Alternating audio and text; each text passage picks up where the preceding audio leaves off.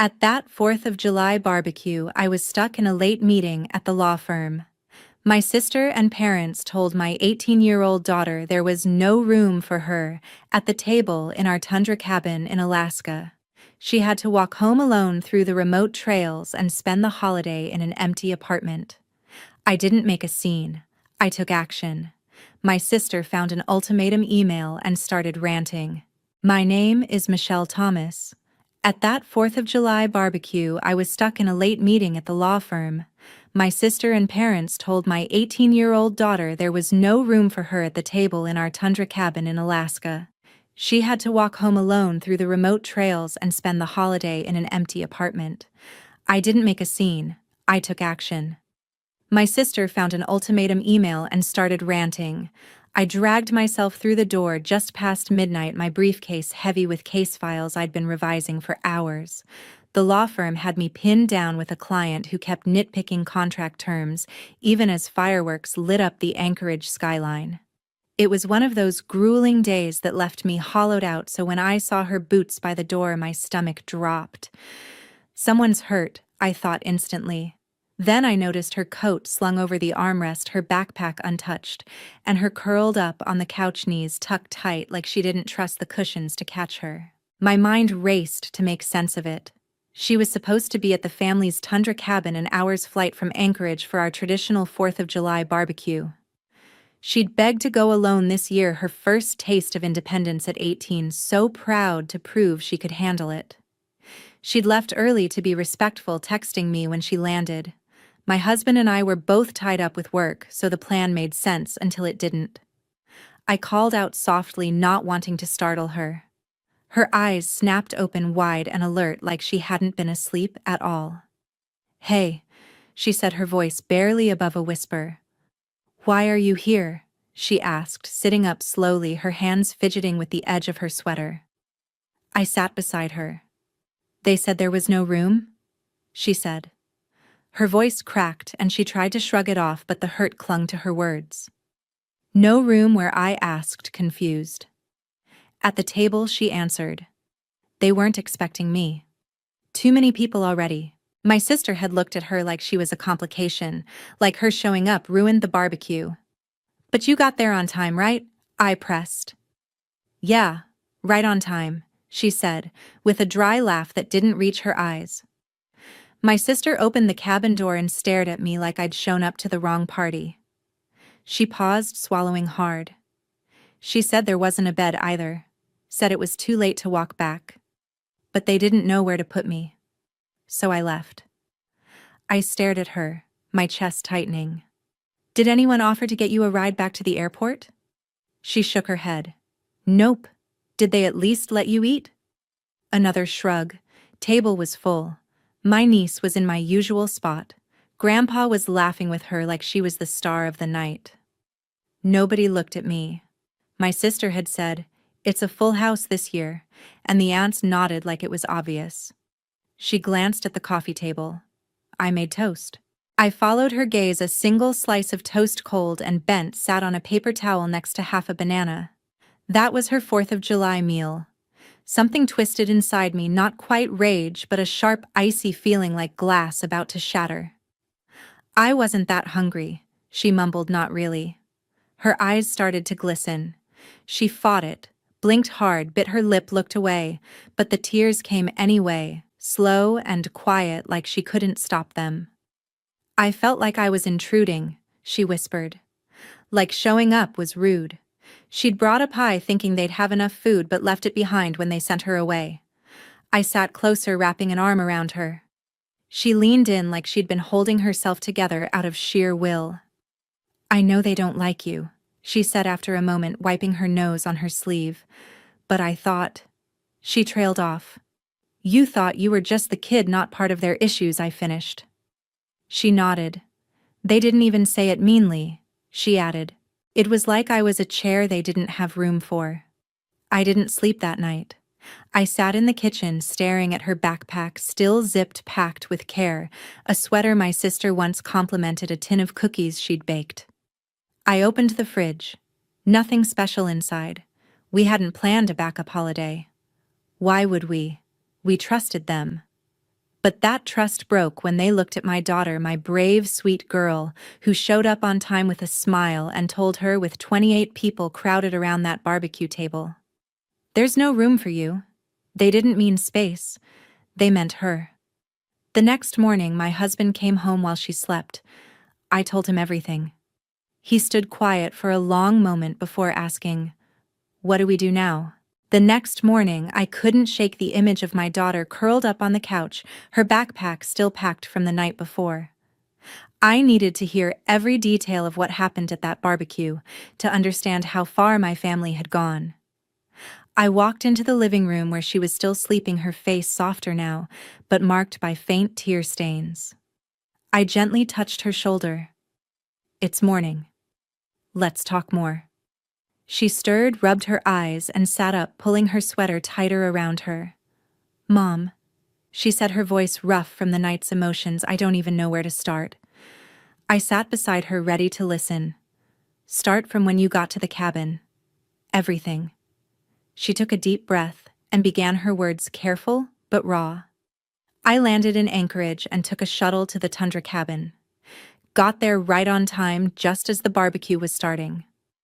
The trails were lit by the endless summer sun, so it wasn't scary or anything. My sister opened the door and her face fell immediately. She said, 'We weren't expecting you to come alone.'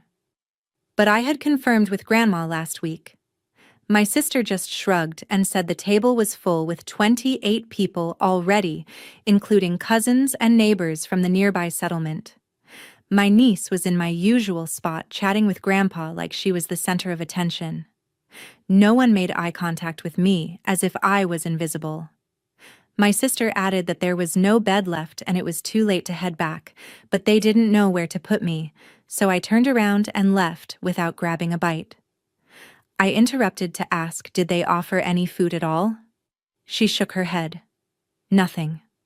The grills were loaded with burgers and hot dogs, but the table was packed.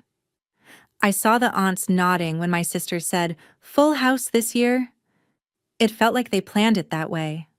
Her story poured out and I felt the anger simmer a notch higher with each detail. She described how my niece laughed at jokes from the cousins while she stood there holding the pie she'd brought. It was like I was a ghost mom. Grandpa even told my niece, "You're the life of the party," right as I walked in. That hit me hard because I'd paid for the plane tickets for the whole family to get to Alaska this year, the costs piling up, but I did it thinking it built unity. Now it seemed like a waste. She talked about the walk back, the trails quiet under the midnight sun, her phone battery dying halfway, so she couldn't call for help or a ride. I just kept walking, thinking about the cookies I left behind unopened. I clenched my fists, the rage building slowly but steadily. This wasn't a simple mix-up. It was targeted exclusion meant to send a message through my daughter. As she spoke, I hugged her tighter, feeling her body relax slightly against me. "I thought they liked me at least a little," she said, her voice trembling but stronger than last night. "I did too," I replied. But actions speak louder and theirs screamed disregard. We sat in silence for a moment, the weight of the betrayal sinking deeper. Then I stood up. "We need to think about what comes next. But first, let's get you some real breakfast to replace that toast." As I scrambled eggs and brewed coffee, my mind flashed back to the sacrifices that led here. It started when I was young, waiting tables through law school, taking shifts no one wanted, coming home with aching feet and exhaustion etched into me. My family never visited during my long hours or celebrated when I landed my first job at the firm. Instead, the calls came for help, the electric bill, a co-signed lease, or a relative's medical check that turned out fine. I never refused until recently. A few months ago, my sister called about my niece's acceptance into a summer exploration camp in Alaska. "She's got your smarts," she said, as if it was a compliment. "This could change her life." I asked the cost. "20,000, she replied, "but it's worth it." That's where I drew the line. My daughter never attended such camps, not because she couldn't, but because she never asked, being practical and thoughtful. She wouldn't dream of demanding that money even though she deserved it. I told my sister no politely but firmly, explaining I was already covering the cabin mortgage, utilities, and emergencies. Perhaps she could seek financial aid or a payment plan? Her tone shifted quickly. Wow, must be nice to have it all and still be stingy. She's your niece. You're just jealous because my niece is going places.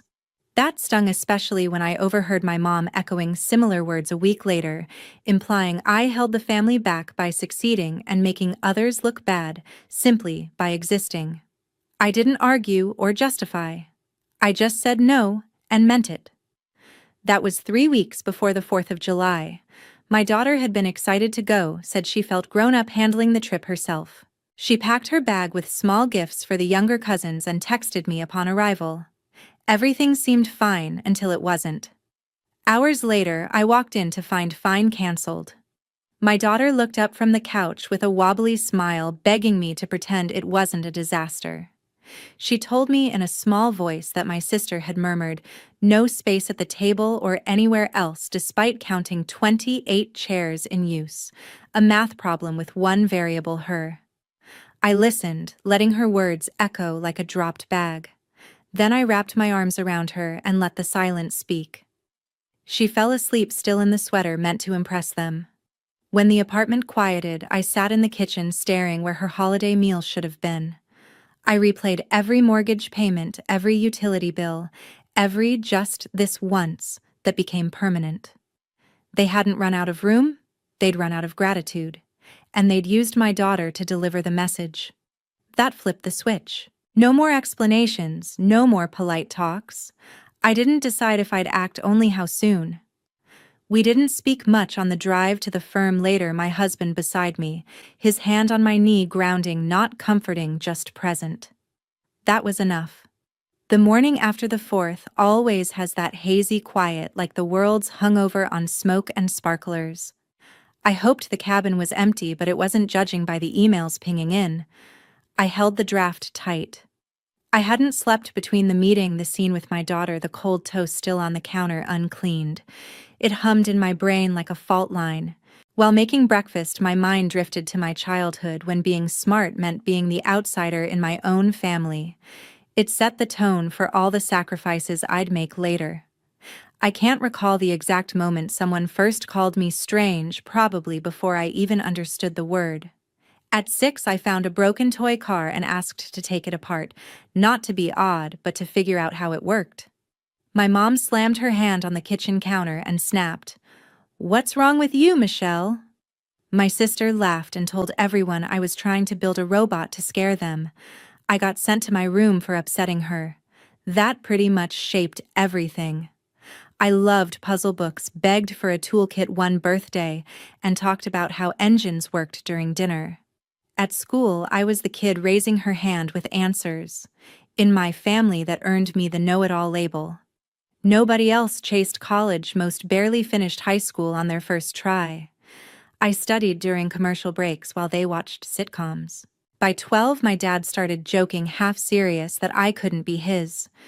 "If you were mine, you'd skip books and love fishing," he'd say with a chuckle. One night, I overheard him arguing with my mom, thinking I was asleep. He asked if she'd ever stepped out on him, said I didn't look or act like anyone in the family. I lay awake for hours, but never brought it up, still haven't. High school didn't change much. My sister leaned hard into her role as the family's favorite. She was loud, charming, and average in school, but a master at spinning every stumble into a story people loved. She'd cry on cue and tell anyone who'd listen she was looking out for her awkward little sister who didn't get jokes. She'd call me Miss Fix-It in front of her friends, laughing like it was clever. When I passed the bar exam years later, she switched to Miss Moneybags, progress, I suppose. When I earned a full-ride scholarship to college, my parents barely blinked. No celebration, no hugs. My mom just asked who I thought I'd marry, since guys apparently don't like women who outshine them. I said maybe I'd marry my career. She didn't laugh. They never gave me a dime. I waited tables through law school, picked up every late shift nobody wanted, came home with sore feet and exhaustion carved into me. To them, I was living some dream they didn't care to understand. They never visited, not once during my clerkships or when I landed my first stable job at the firm. My husband and I met during a late-night case prep, romantic if you count shared coffee and deadlines, and we scraped together a life beyond instant noodles. That's when their calls started rolling in. Could I help with the electric bill, co-sign a lease, get a lawyer friend to check on a relative's legal issue? I said yes every time, especially when my parents hit retirement age too early with nothing saved. They'd always rented, always had bad credit or bad luck, whatever excuse fit the year. So I bought a tundra cabin in Alaska for my sister after her divorce, handed her the keys and told her I'd cover the mortgage. It's in my name, but she lives there like it's hers. Utilities, medical bills, emergencies. I paid those too, more often than not. It wasn't just the cabin. I covered plane tickets for family trips like the one for this 4th of July barbecue. I paid for my parents' dental plans when Medicare fell short, handled random cousins' fines when they swore it was a one-time thing. I never said no until a few months ago. My sister called about a summer exploration camp for my niece, some elite program in Alaska. She's got your brain, she said, like it was a compliment. It could change her life. I asked the cost. $20,000, she answered, but it's worth it. I paused. My daughter never asked for camps like that, not because she couldn't qualify, but because she's practical, never demanding. I told my sister no, calmly but firmly, pointing out I was already covering the cabin bills and emergencies. Maybe she could look into financial aid or a payment plan. Her voice turned sharp. Must be nice to have everything and still be so stingy. She's your niece, jealous because she's going places. I heard my mom echo something similar a week later, muttering, I'd always held my sister back by being the smart one who made everyone else look bad just by existing. I didn't argue or explain. I just said no and meant it. That was 3 weeks before the barbecue. Back in the present, the smell of coffee pulled me out of those memories. My daughter was eating her eggs quietly, her face still heavy from last night. I heard the front door open and my husband walked in, his tie loosened from his own late shift. He set his bag down and looked at us, reading the room instantly. What happened? He asked, voice low. I told him everything, how my sister and parents turned Stephanie away at the barbecue, told her there was no room left her to walk the trails alone. His jaw tightened, but he stayed calm, the way he always does when things get heavy. So what's the plan? He asked, sitting across from me. I leaned forward, my hands gripping the mug. They crossed a line. I've given them everything, money, time, that cabin. They used our daughter to send a message. I'm done. He nodded, slow and steady. What's your next step? I didn't answer right away, but my mind was already working. I'd spent years bending over backward for them, thinking family meant sacrifice, but family doesn't mean letting your kid get hurt. I'm taking back what's mine, I said finally, starting with that cabin. He reached across the table, his hand brushing mine. Whatever you decide, I'm with you. That was enough. His quiet strength, no questions, just support. I knew what I had to do, and it wasn't going to be a conversation. It was going to be action. After my husband left for his shift, I sat down at the computer that afternoon and drafted the email ultimatum, laying out the terms for my sister to vacate the cabin. I kept it professional, like a legal notice, 60 days to move out or face formal eviction proceedings. I attached the ownership documents to remind her it was in my name, and I'd been paying the mortgage all these years. No accusations, just facts. I hit send before I could second-guess myself and leaned back, watching the screen as if it would explode. It didn't. But my phone did minutes later. The first call came from my sister, the screen lighting up with her name. I let it ring once, then picked up, knowing what was coming. What is this? She said, her voice raised and sharp like a blade. An ultimatum. You're throwing me out over a holiday mix-up. I stayed calm. It wasn't a mix-up, Sarah. You turned Stephanie away when she showed up for the barbecue, told her there was no room. She laughed, a bitter sound. Oh, come on. Oh, we had 28 people. The cabin was packed. She could have called ahead. I gripped the phone tighter. She did confirm. And even if she didn't, that's no excuse to send her walking the trails alone. She paused. Then her tone shifted to defensive. You're overreacting. This is about your jealousy, isn't it? Always has been. You think you're better with your law firm job, but now you're using the cabin to punish us. I didn't bite. The cabin is mine. I gave it to you as help, but help ends when you hurt my family. She raised her voice again. Your family. What about ours? Mom and Dad are here too. You're evicting them. I heard my mom in the background murmuring something, but my sister cut her off. This is low, Michelle. If you do this, you're dead to us. She hung up before I could respond, the line going silent. I set the phone down, my hands shaking slightly but my resolve firm. The calls kept coming, texts pinging in rapid fire. One from my sister, unbelievable. After everything we've done for you. Another, think of Samantha. She loves the cabin. I ignored them, focusing on the draft I'd saved just in case. An hour later, the phone rang again, this time my mom. I answered, bracing myself. Michelle? How could you? She said, her voice trembling with anger. That email, it's cruel. We raised you better than this. I took a breath. Raised me. You mean the years I paid for your bills, the cabin, the medical costs? I did that because I thought it was family. But turning Stephanie away wasn't family. She interrupted. It was a full house. No chairs left. Don't make us monsters over one night. I felt the twist in my chest return. It wasn't one night.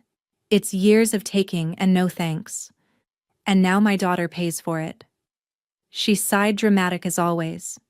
You're tearing us apart. If you go through with this, there's no coming back. Your dad is furious. I heard my dad in the background, his voice muffled but loud. Tell her she's no daughter of mine if she does this. My mom continued. We can fix this. Just retract the email and help with Samantha's camp like your sister asked. Then we forgive you. Forgive me. The word hung there like a slap. There's nothing to forgive on my side, I said quietly. You chose to exclude her. Now I choose to protect her. She raised her voice. Protect. This is revenge, Michelle. Pure and simple. Think about your reputation. Your firm won't like this family mess. I almost laughed. My clients care about cases, not where my sister lives. Goodbye, Mom, I said, and hung up the phone, buzzing in my hand. The afternoon dragged on with more messages. My sister sent a chain of texts accusing me of being stingy, unappreciative of their support growing up. You were always the weird one. One read, now, you're the cold one too. I didn't reply, but the words stung, echoing the labels from childhood. My mom called back twice, leaving voicemails, the first pleading, the second angry. If you evict us, you're cutting ties forever, she said in the last one, her voice cracking. I listened, then deleted them. My husband texted from work. How's it going? I replied. They're reacting as expected. Angry, no remorse. He sent back, stay strong, we'll talk tonight. That grounded me. By evening, the phone quieted, but the weight didn't lift. I knew this was just the beginning. My sister would rally the family, spread her version of the story. But I had the facts, the cabin deed, the payment records. I wasn't backing down. Not when they'd looked at my daughter and said no room. The email was sent and the line was drawn. As the sun set over Anchorage, I sat on the couch where Stephanie had slept last night.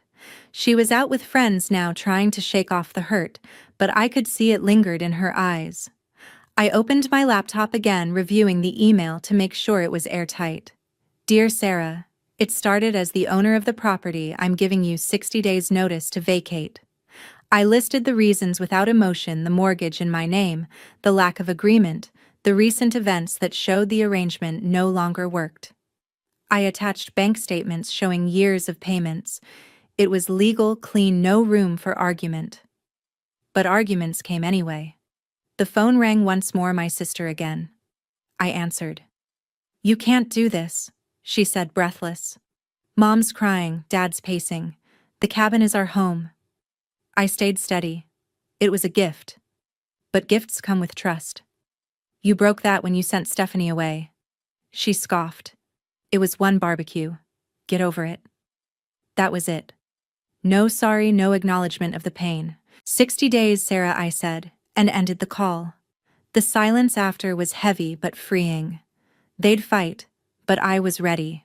For the first time in years, I felt the chains loosening. After that final call from my sister, I turned off my phone and tried to focus on work. But a few days later, she called again, with a new demand money for Samantha's summer camp. It was Wednesday, the office buzzing with post-holiday cases when her name lit up my screen. I hesitated, then answered expecting another rant about the email. Instead, her voice was syrupy, almost cheerful. Michelle. I've been thinking, she said. Samantha got into this incredible outdoor camp in Alaska exploring glaciers, wildlife, the works. It's $20,000, but it's a once-in-a-lifetime shot. You're always so generous with family, so I thought you'd want to help. I nearly dropped the phone. Generous. After she'd sent Stephanie away from the barbecue with nothing but a shrug, I took a breath to keep my voice steady. Sarah, I'm already covering the cabin mortgage, utilities, and more. I can't take on another expense like that. Have you looked into financial aid? The sweetness vanished. Financial aid. You're a lawyer, Michelle. You can afford it. This is for your niece. Don't you care about her future? I gripped my desk, the familiar sting of her accusations creeping in. I care about family, but I also care about fairness. Stephanie never asked for anything like that. And you know why I'm done helping. She scoffed. Done helping? You mean done being family? You're just jealous Samantha's got potential you can't stand. I didn't argue. No, Sarah. Find another way. I hung up my hands, shaking but my mind clear. She didn't mention Stephanie or the barbecue, not a hint of regret. By Friday, the family group chat was on fire. My sister had rallied the cousins, aunts, whoever would listen. Texts flooded in, some subtle, others blunt. One cousin wrote, "Heard you're cutting Sarah off pretty harsh over one holiday." Another, "Samantha's camp is a big deal. Why won't you help?" My mom sent a long message, "Michelle, you're acting selfish. Family supports family, not tears them down." I scrolled through each word like a pinprick. They painted me as cold, stingy, the lawyer, too big for her roots. My sister must have spun the story, omitting how she'd turned Stephanie away, how she'd demanded money right after. I didn't respond. Engaging felt like stepping into quicksand. But the rumors spread beyond texts. A family friend mentioned seeing posts on social media, vague, but pointed about ungrateful relatives who forget where they came from. I knew who'd started it. My sister always had a knack for playing the victim, just like when we were kids, and she'd cry to get her way. This time, it wasn't just about her. It was about hurting me through whispers and half-truths. I needed clarity, so I booked a meeting with a colleague at the firm, Jordan, who specialized in property law. We met Monday morning in his office, the Anchorage skyline gray outside the window. Jordan, my family friend since law school, leaned back in his chair as I laid it all out. The cabin I'd bought for Sarah, the mortgage I'd paid for 7 years, the utilities, the plane tickets for family trips like the barbecue. I told him about Stephanie walking home alone, the email ultimatum, and now this new demand for $20,000. He listened, jotting notes, his face neutral but his eyes sharp. "You've got a solid case," he said when I finished. "The cabin's in your name, payments all traceable. You sent a clear notice, 60 days is standard. If she doesn't vacate, we can file for eviction. It's straightforward." I nodded, but the weight in my chest didn't lift. "What about the family drama?" I asked. "They're calling me selfish, spreading it everywhere." Jordan shrugged. "Let them talk. You're not the one who sent a kid away from a holiday table. You've got the deed and the moral high ground." I managed a small smile. He pulled up a template for the formal eviction notice, walking me through the steps, filing with the court, serving papers, ensuring everything was airtight. "You sure about this?" he asked as we wrapped up. It's not just a cabin, it's family. I looked at him steady. Family doesn't hurt my daughter and call it a mix-up. I'm sure. Leaving his office, I felt a strange mix of relief and resolve. The rumors stung, but they couldn't change the facts. I'd spent years giving money time trust only to have it thrown back when Stephanie needed them most. My phone buzzed again as I walked to my car. Another text from a cousin. Heard you're evicting Sarah. That's cold. I deleted it without replying. At home, Stephanie was studying her laptop open to college applications. She looked up, sensing my mood. More family stuff, she asked. I nodded. They're saying I'm selfish for not paying for your cousin's camp. She rolled her eyes. They didn't even let me eat at the barbecue, Mom. Why would you pay for anything? Her words cut through the noise. She was right. This wasn't about fairness to them. It was about protecting her. I hugged her, her strength fueling mine. That night, I reviewed the eviction template Jordan sent, double-checking every line. It wasn't just about the cabin anymore. It was about drawing a line, showing my family that actions have consequences, especially when they hurt the one person I'd do anything for. Sarah could spread all the rumors she wanted, but I was done being the family ATM. The next steps were clear, and I was ready to take them. A few days after meeting Jordan, my mom showed up at the apartment door holding a printed copy of the email ultimatum, her eyes red, like I'd betrayed her. It was a Wednesday afternoon, the Anchorage rain tapping against the window, when the knock came sharp and insistent. I looked through the peephole, and there she was, in her favorite fuzzy robe, clutching the paper like a weapon. I opened the door but didn't invite her in, blocking the threshold. She pushed past anyway, waving the printout. This is it, Michelle. You're really evicting your own family, she said, her voice raised and trembling. I stepped back, letting her enter, but kept my tone even. It's not eviction yet, Mom. It's notice. 60 days to find something else. She laughed, a short, bitter sound. Notice. After everything we've done for you, this is how you repay us. Tearing the family apart over one little misunderstanding at the barbecue. I felt the anger rise but held it in. Misunderstanding. You told Stephanie there was no room, sent her walking the trails alone on a holiday. That's not little. She waved her hand, dismissing it. We had 28 people. The cabin was full. She should have confirmed better. I crossed my arms. She did.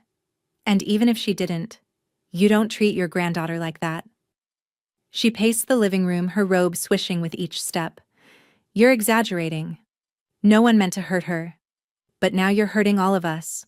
Your dad is heartbroken. Your sister is panicking. How can you be so cold? I took a breath, recalling Jordan's advice to stay factual. Cold. I've paid for that cabin for 7 years, Mom.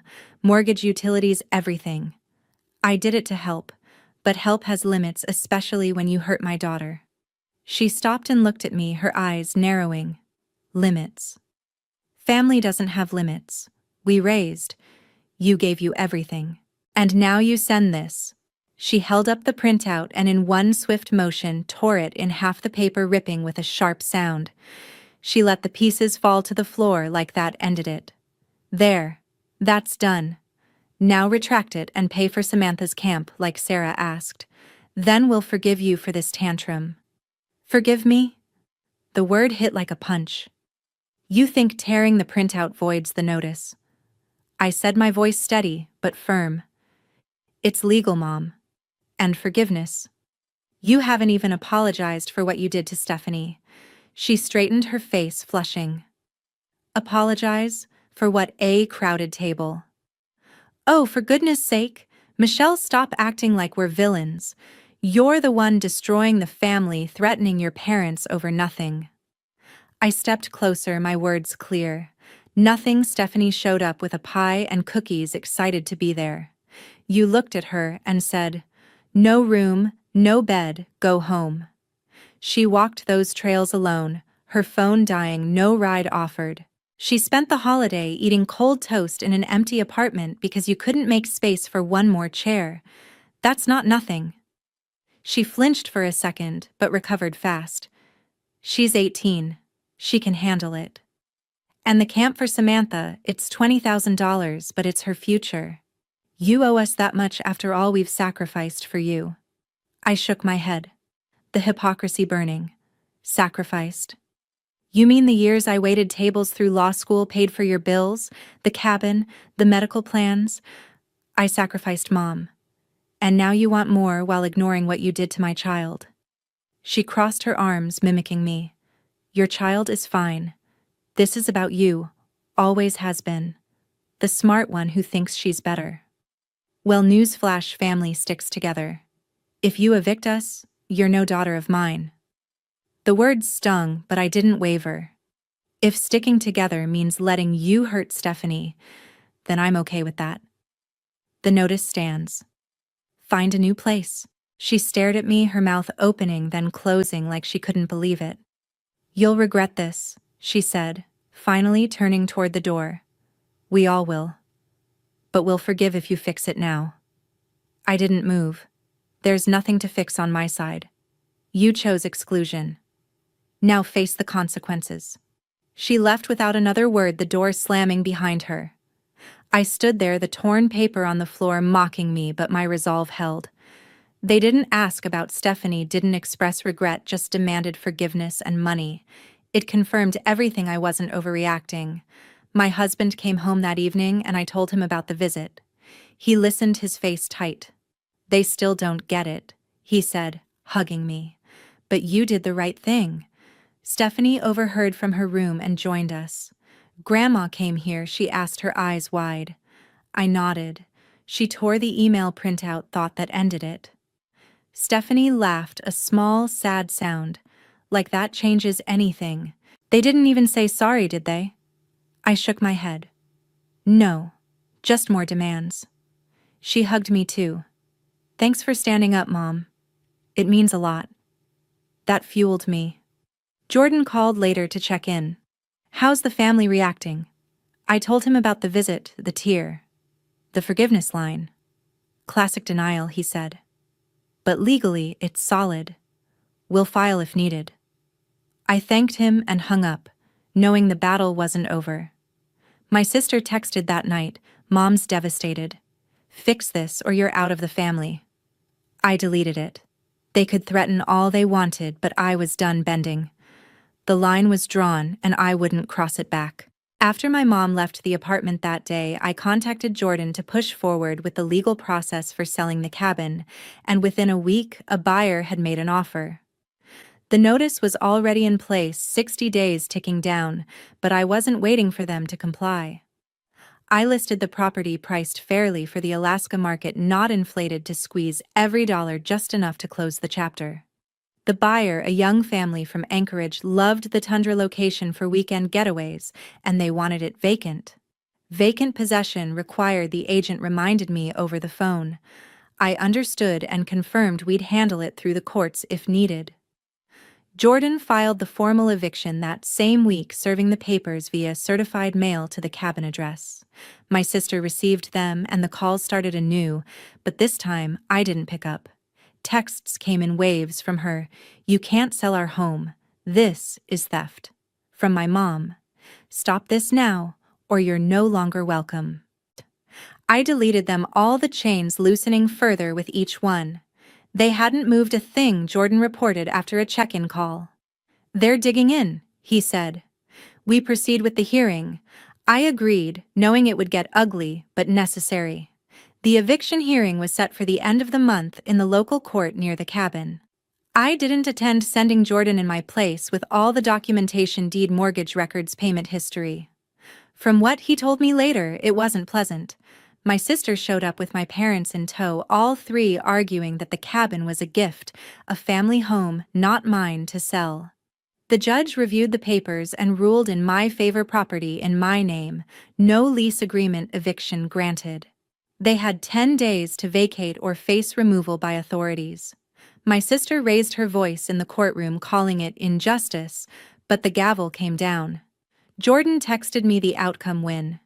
They're furious, but it's done. I exhaled the first full breath in weeks. The sale closed shortly after the buyer, eager to take possession. I wired the funds to my account, the money a cushion for Stephanie's college, not for them. With the cabin gone, I cut the last ties. No more mortgage payments, no utilities, no reimbursements. They got a harsh lesson in self-reliance, something I'd learned long ago. My sister took my parents in at first to her small rental in a nearby Alaska town. She played the compassionate role, posting on social media about taking care of family in tough times with vague hints at betrayal. Cousins liked and commented, offering sympathy, but the facade cracked quickly. A week later, my sister called, leaving a voicemail I almost deleted, but listened to out of curiosity. "I can't do this. Michelle," she said, her voice frazzled. "They're bickering nonstop. Mom says the place is too cramped. Dad complains the kids are too loud. They won't share the bathroom. I'm losing my mind." She paused, then added, "They need a rental. Help with the deposit at least." "It's the least you can do." I played it for my husband and Stephanie. "The least," Stephanie said, shaking her head. After what they did, I didn't reply to the voicemail. My sister texted next. "You saw them turn Stephanie away and did nothing. That was your choice. This is mine." "No." I sent back, simple and final. She hesitated in her replies, then stopped. A week later, she kicked them out too, sending them to a cheap rental nobody would envy: 2 rooms, 1 heater, a slanted front step in a rundown area. Their pensions covered basics, but the vacations, dinner parties, anniversary trips to warmer states, all gone. They reached out to extended family seeking sympathy, claiming I'd abandoned them without warning, unstable and heartless as always.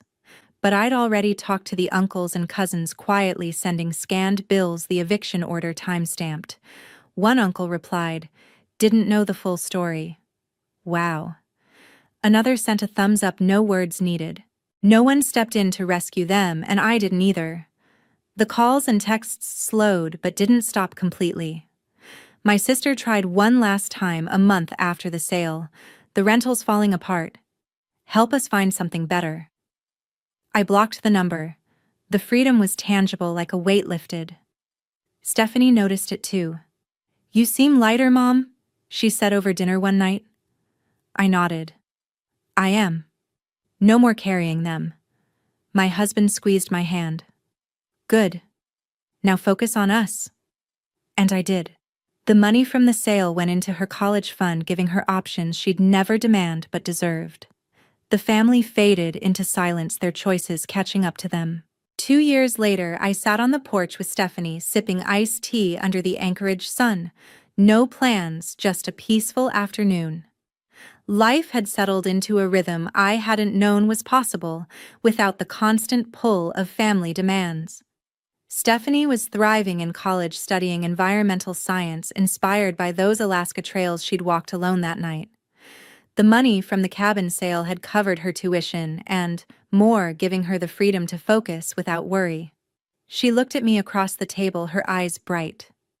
"You know I don't miss them," she said casually. Neither did I. The silence from that side was golden, broken only by occasional texts or calls I ignored. My phone buzzed, an unknown number, but I knew the pattern.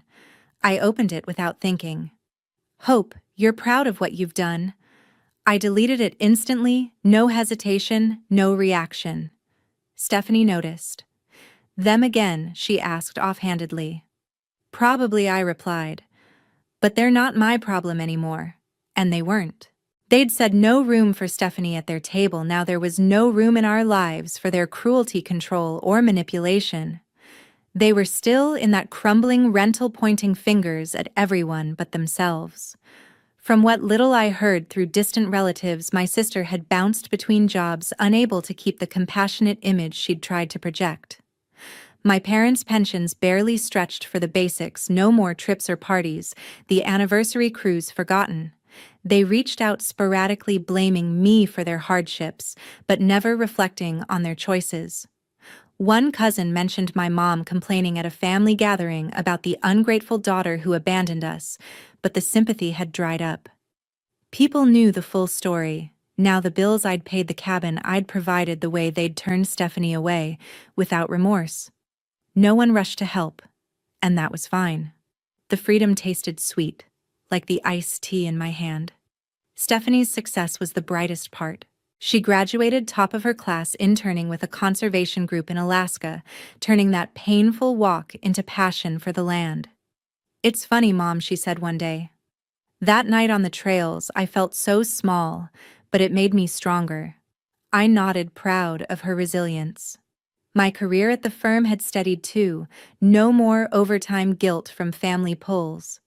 My husband and I even took a vacation, our first real one in years, to a quiet cabin, not theirs but ours, rented for peace.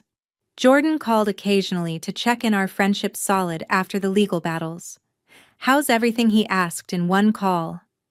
I told him about Stephanie's internship, the calm days. "And them?" he pressed gently. "Still struggling, but that's their path now." He paused, then said, "You did the right thing, Michelle." I saw the evidence, the lack of remorse. Confirming it with relatives, they agreed your action was justified. His words were a twist I didn't expect, but welcome, like validation from an old friend. "Thanks, Jordan," I replied. "It means a lot." He laughed. "Anytime. If they try anything legal, I'm here." But they didn't. The threats faded, replaced by silence. One evening, a package arrived unmarked, but the postmark from their town gave it away. I opened it cautiously. Inside, a letter from my mom scrawled in shaky hand. "We miss you. Come back." No apology, no mention of Stephanie, just a plea for reconciliation on their terms. I set it aside, unread by the others, and tossed it the next day. Stephanie saw and nodded. Good choice. The money from the sale had given us closure too, a fund for her future, peace for mine. I didn't return calls, didn't send support, didn't lose sleep. I'd protected my daughter, chosen her at last. But tell me, did I go too far or just far enough? Let me know in the comments. And if you want more stories like this, don't forget to subscribe and hit the bell. Sitting on the porch that day, I reflected on the journey from the hurt of that 4th of July to the freedom Stephanie and I had claimed. I'd learned a profound lesson about family and boundaries, one I wished I'd grasped sooner. True family isn't about blood or obligation, it's about respect, support, and mutual care. When those are missing, when entitlement and cruelty take their place, it's okay to set limits, even if it means walking away. Protecting your child, protecting yourself comes first, no matter the cost. It hurt at the time, the calls, the rumors, the silence, but it freed us from a cycle of giving without thanks, of hurt disguised as misunderstandings.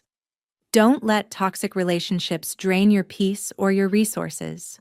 If you're facing similar family dynamics, know it's all right to choose your own path, to say no and mean it. The value in our story is this: boundaries aren't betrayal, they're self-preservation. They allow you to build a life filled with genuine love, not forced loyalty. I've commented on it often in quiet moments with my husband or Stephanie, how cutting ties didn't make me cold, it made me whole. If you're reading this and it resonates, take it as a warning. Don't wait for the breaking point like I did. Recognize the signs early, the demands, the lack of remorse, the exclusion, and act to protect your peace. Your future self will thank you. Thanks for listening to my story. Subscribe for more real family stories like this. Like and comment what you'd do in my situation.